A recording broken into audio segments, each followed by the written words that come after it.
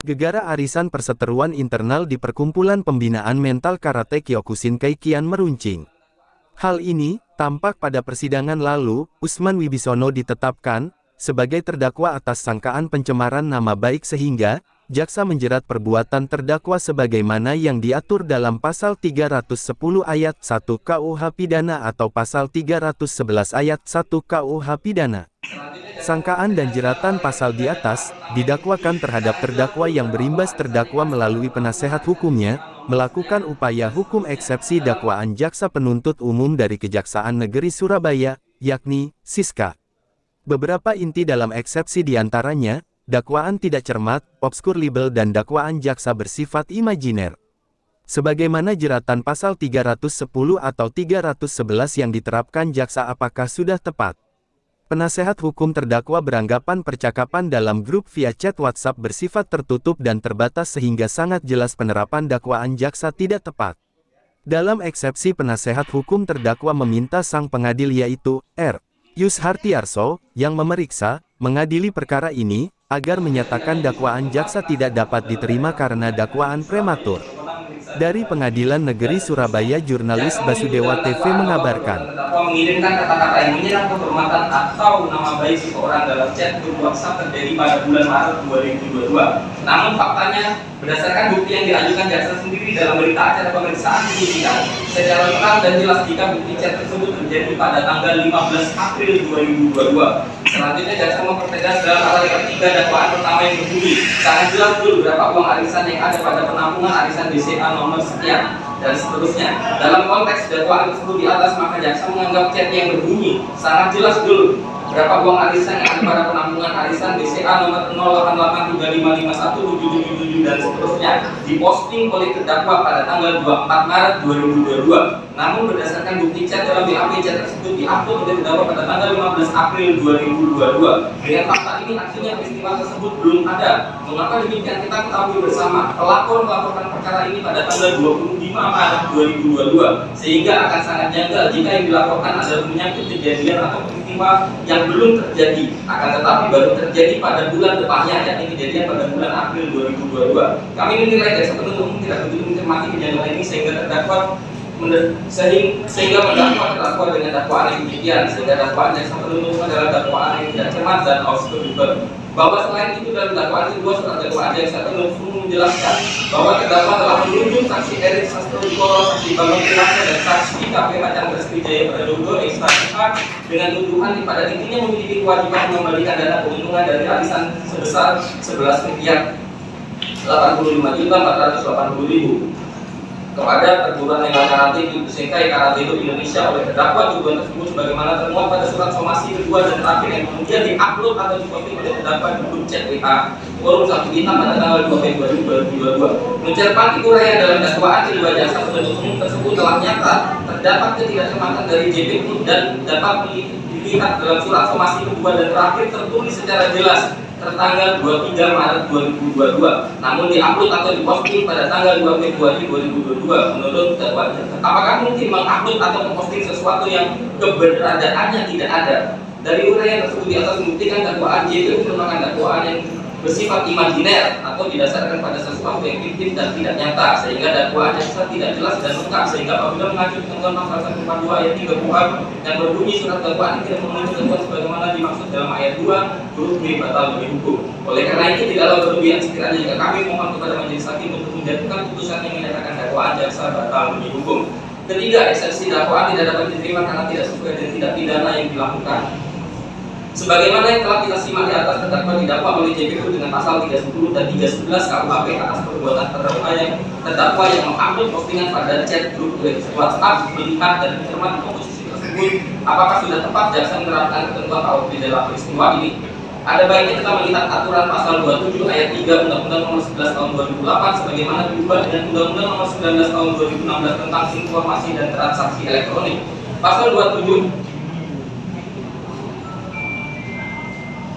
Pasal 27 ayat 3 yang berbunyi setiap orang dengan sengaja dan tanpa hak mendistribusikan dan atau mentransmisikan atau membuat dapat diakses elektronik dan atau dokumen elektronik yang memiliki muatan penghinaan dan atau pencemaran nama baik dan seterusnya Dalam kaitannya dengan hal di atas, berpegang pada putusan Mahkamah Konstitusi nomor 50 PUU/Romawi 6/2008 menjelaskan ketentuan pasal 27 ayat 3 Undang-Undang ITE merupakan penegasan atas norma hukum pidana penghinaan yang terdapat dalam KUHP ke dalam norma hukum baru sesuai dengan perkembangan di dunia cyber. Sebab dalam KUHP belum mampu menjangkau delik penghinaan dan pencemaran yang dilakukan secara online karena adanya unsur di muka umum. Oleh karena KUHP tidak dapat menjangkau delik penghinaan dan pencemaran yang dilakukan dalam dunia maya, maka tidak tepat ketika jaksa penuntut umum menggunakan ketentuan KUHP dalam peristiwa ini.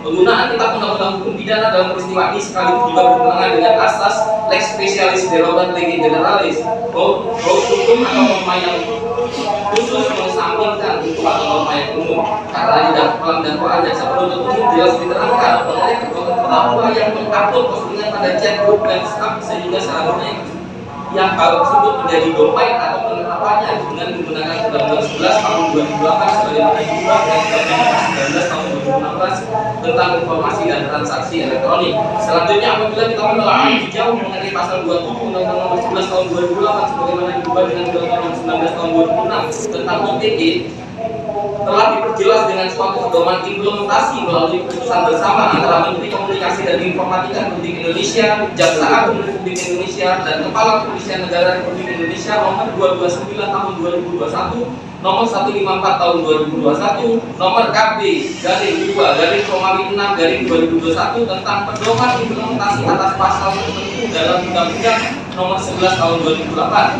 sebagaimana diubah dengan Undang-Undang nomor 19 tahun 2006 tentang penggunaan Undang-Undang nomor 11 tahun 2008 tentang informasi dan transaksi elektronik. Dalam lampirannya mengenai pedoman implementasi pasal 27 ayat 3 pada huruf K dijelaskan, bukan merupakan suatu delik penghinaan dan atau pencemaran nama baik dalam hal konten disebarkan melalui sarana grup percakapan yang bersifat tertutup atau terbatas dan seterusnya. Sehingga telah sangat jelas bahwa selain dakwaan jaksa penuntut umum tidak tepat dalam menentukan tindak pidana yang dilakukan oleh terdakwa, jaksa penuntut umum juga mengabaikan perkembangan hukum yang telah disepakati dalam surat keputusan bersama yang juga telah dikuatkan oleh Hakim Mahkamah Konstitusi yang menyatakan jika penegak hukum dalam hal menangani tindak pidana penghinaan atau pencemaran nama baik wajib untuk berpedoman pada surat keputusan bersama tersebut yang telah dibuat antara Menteri Komunikasi dan Informatika Republik Indonesia, Jaksa Agung Republik Indonesia, dan Kepala Kepolisian Negara Republik Indonesia dan seterusnya. Sehingga ditangkap para penegak hukum dalam hal ini jaksa penuntut umum yang memaksakan penegakan hukum terhadap terdakwa tanpa berpedoman pada surat keputusan bersama tersebut adalah merupakan upaya kriminalisasi terhadap diri terdakwa dan tindakan yang demikian itu melanggar konstitusi yang digariskan pasal 1 ayat 3 yunto pasal 28 huruf B ayat 1 Undang-Undang Dasar 1945. Bahwa oleh karena jaksa penuntut umum kurang tepat dalam merumuskan aturan hukum terhadap peristiwa yang dianggap pidana dalam perkara ini, maka patut bagi hakim pemeriksa perkara menyatakan dakwaan jaksa penuntut umum tidak dapat diterima. Keempat, eksepsi dakwaan tidak dapat diterima karena tidak adanya unsur pengaduan. Susilo dalam kitab undang-undang hukum pidana beserta penjelasannya membagi delik dalam dua jenis, yakni delik aduan dan delik aduan relatif.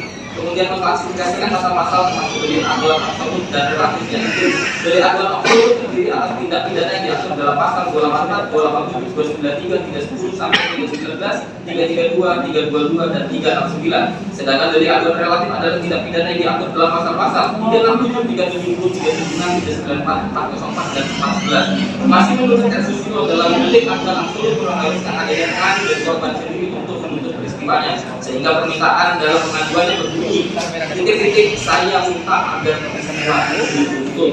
Dalam perkara aku terdakwa didakwa melanggar pasal 30 dan 311, oleh karenanya masuk dalam kualifikasi delik aduan absolut.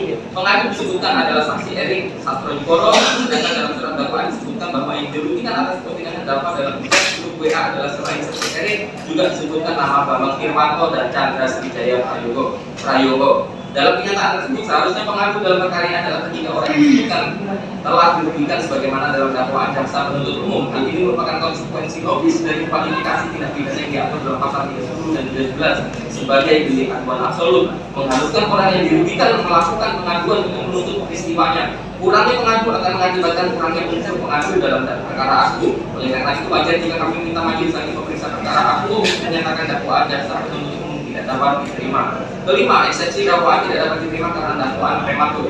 Walaupun dalam hak prematurnya suatu dakwaan tidak diatur secara spesifik, namun dampak dari prematurnya dakwaan berakibat sama dengan tidak diterimanya suatu dakwaan. Sebagaimana dirujuk dalam jurisprudensi putusan Pengadilan Negeri 88/2015 PN/PSP yang dalam pertimbangannya bahwa eksepsi penasihat hukum terdakwa tersebut dapat dikategorikan eksepsi tuntutan penuntut umum tidak dapat diterima, eksepsi pemeriksaan tidak memenuhi syarat late dan prematur. Dalam dakwaan yang kedua, jaksa penuntut umum menyebutkan bahwa ia terdakwa Usman Wibisono bin Antono pada Jumat 24 Maret sekitar pukul 8.27 atau setidak-tidaknya pada suatu waktu yang termasuk dalam bulan Maret atau setidak-tidaknya masih dalam tahun 2022 bertempat di Jalan Villa Kaludan Indah C43 RT 02 RT 07 Mulyorejo Surabaya atau setidak-tidaknya di suatu tempat yang masih termasuk dalam daerah hukum Pengadilan Negeri Surabaya yang berwenang memeriksa dan mengadili. Jika yang melakukan kejahatan pencemaran atau pencemaran tersebut dibolehkan untuk membuktikan apa yang dituduhkan itu benar, tidak membuktikannya, dan tuduhan yang dilakukan bertentangan dengan apa yang diketahui, maka diancam dan seterusnya. Dalam dakwaan ini jaksa penuntut umum menggunakan pasal 311 KUHP yang mana terdapat frasa terdakwa dibolehkan membuktikan perkataannya, namun tidak dapat dibuktikannya. Hal ini tentu saja bertentangan dengan fakta bahwa saat ini terdakwa dalam kapasitasnya sebagai ketua Departemen Hukum Perguruan Pembinaan Mental Karate Kyokushinkai Karate Indonesia sedang memimpin pembuktian yang dimaksud dengan adanya laporan di Mabes Polri nomor SPTL 183/6/2022 pada Sprint tanggal 17 Juni 2022 yang hingga saat ini masih bergulir, sehingga frasa tidak membuktikannya belum dapat digunakan selama laporan tersebut belum ada hasilnya. Apakah dengan lanjut pelimpahan tahap 2 atau timbul suatu pemberian penyelidikan atau penyidikan, maka sepatutnya dakwaan yang demikian belum dapat diajukan oleh jaksa penuntut umum. Permohonan berdasarkan uraian di atas, maka kami memohon majelis hakim pemeriksa perkara aku untuk menjatuhkan putusan sebagai berikut. 1. Mengabulkan eksepsi terdakwa untuk seluruhnya. 2. Menyatakan Pengadilan Negeri Surabaya tidak berwenang memeriksa dan mengadili perkara ini. 3. Menyatakan surat dakwaan dan satu penuntut umum nomor rek perkara PTM 498/EUH titik 2/2023 batal demi hukum atau setidak-tidaknya dinyatakan tidak dapat diterima. 4. Membebankan biaya perkara kepada negara atau mohon putusan yang seadil-adilnya. Demikian eksepsi ini kami ajukan atas perhatiannya kami ucapkan terima kasih. Surabaya 13 September 2023. Penasihat hukum terdakwa Insinyur Usman Wibisono SKMM, Abdul Wahab SKMK, Bedi Ruslan SKMA, Ali Amran SKMK, Dega Reza SK, sekarang Mustika Dewi SK.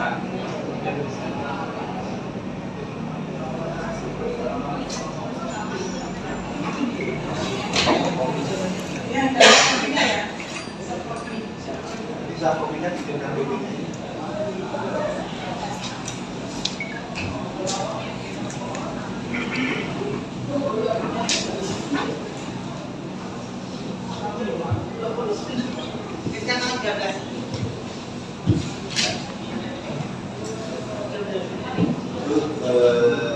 Eksepsi ya, itu biar satuan dari negara ya.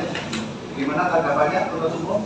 Terima kasih Pak Majelis, kami mengeluarkan 1 minggu untuk menanggapi eksepsi tersebut. Jadi dari sidang tanggal 20 ya. Itu ya penasihat hukum dan terdakwa karena belum membuat tanggapan tentang eksepsi dan waktu saat ini tidak kita buka lagi tanggal 20 dalam kurang tetap update ya.